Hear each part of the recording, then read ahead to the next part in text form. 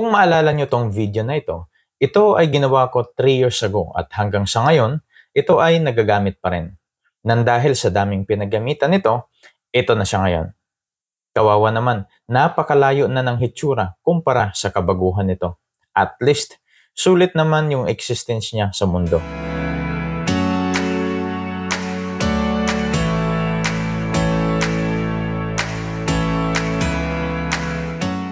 Kaya ito ngayon ang aking gagawa ng panibagong hitsura. Lahat ng internal components nito ay gumagana pa rin, ibig sabihin, tested na yung diagram nito sa loob ng 3 taon. Para sa mga gustong gumaya nitong ganitong klaseng sistema, panoorin nyo ang video na to. Ito yung actual na assembly ko nito, kasama na dyan yung mismong diagram. Dito sa aking bagong design, magkakaroon lang ako dito ng konting modification galing sa original design ko na potentiometer. At ito ay gagawin kong multi-turn precision potentiometer. Tara, let's watch this. Sirain na natin ito ng tuluyan.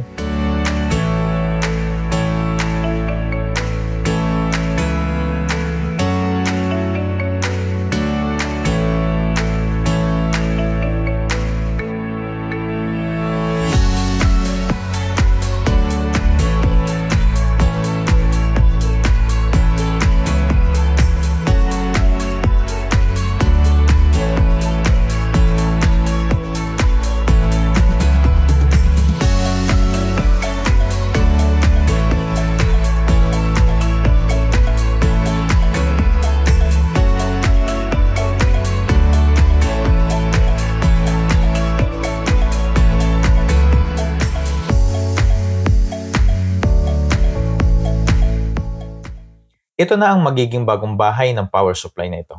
Minabuti kong baguhin ang style at material na gagamitin base sa mga paggagamitan nito. Para sa mga ka-DIY na gustong sundan o gayahin ang DIY na ito, nasa lower left side ng video na ito ang mga suggested parts na posible nyong gamitin sa pagbuo nito. Tara, assemble na natin to. Unang gagawin ko dito sa faceplate ay kailangan ko lang ma-installan ng terminal connectors. Positive at negative output terminals ang unang ikakabit ko dito.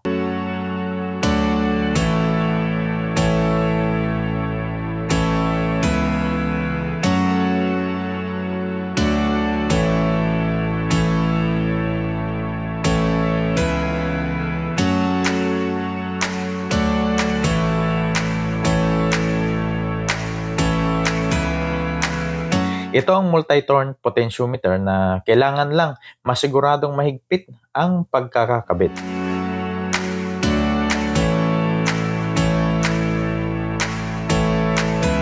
DC socket naman ang magsisilbing input or charging port kapag nalobat itong mismong device gamit ang 12 to 12.6 volts power adapter.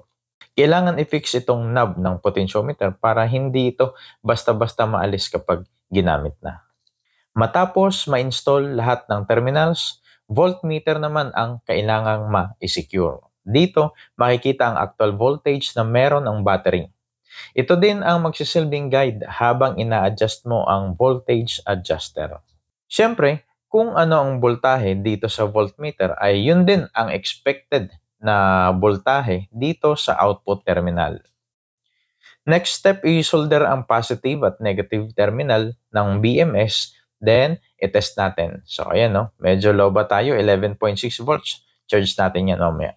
Itong next step ang isa sa medyo komplikado nang dahil meron ditong saktong adjuster na naka-install, pero dito sa DIY ko, papalitan ko ito ng multi-turn potentiometer.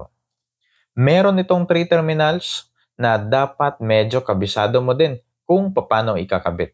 Minsan, mga ka-DIY, kinakailangan mo din ng kaunting research, usually sa mga components na may polarity. Itong voltmeter naman ay ikakabit ko sa output ng LM2596 Adjustable Power Module. Dito ko ikakabit upang magsilbing display ito ng output voltage sa terminal. Example, kung gagamit ka ng 3 volts, kinakailangan mo lang i-adjust sa 3 volts at automatic mo siyang makikita dito sa voltmeter. power switch ang next na kailangang ma-solder. Mahalaga ang power switch upang pwede mong i-turn off kung di naman gagamitin.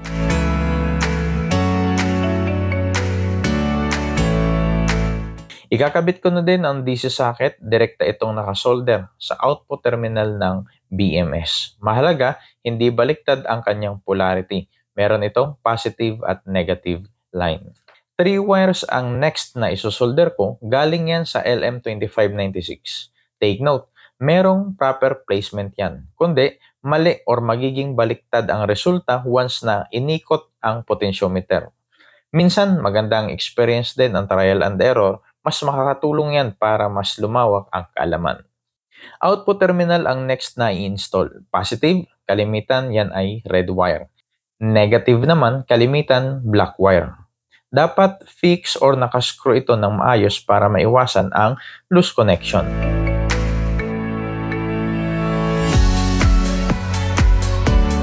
Okay, lastly, itornilyo na natin yan para ready na naman siya sa kanyang mission. Sana tumagal. Kailangan lang nito ma-break yung length of service nung unang design. Yung ginamit kong battery dito ay mga used laptop battery na din. Pero sa loob ng 3 years, buhay pa rin at hindi na natin ito papalitan ng bagong battery. Ganon din ang mga modules at iba pang piyesa na nakakabit dito. At ito na siya ngayon. Mula sa sira-sirang casing, na bago na ang kanyang mukha, tara, testing natin.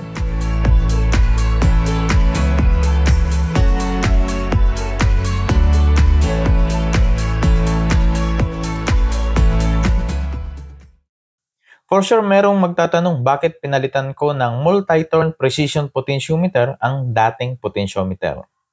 Ito ang kasagutan. Kung napanood nyo na ang video ng unang gawa ko nito, pansinin yung mabuti sa testing habang pinipihit ko ang potentiometer ay medyo rough yung kanyang voltage value. Konting pihit lang, ang laki agad ng voltage difference. Kumpara sa ngayon, ayan i-adjust natin. Mas fine na ngayon ang kanyang tuning. Mas maganda na ang resulta niya sa ngayon, pero kung ang katanungan ay saan ba gagamitin itong adjustable power supply nito, ito ay pwedeng makonsider as portable adjustable power supply.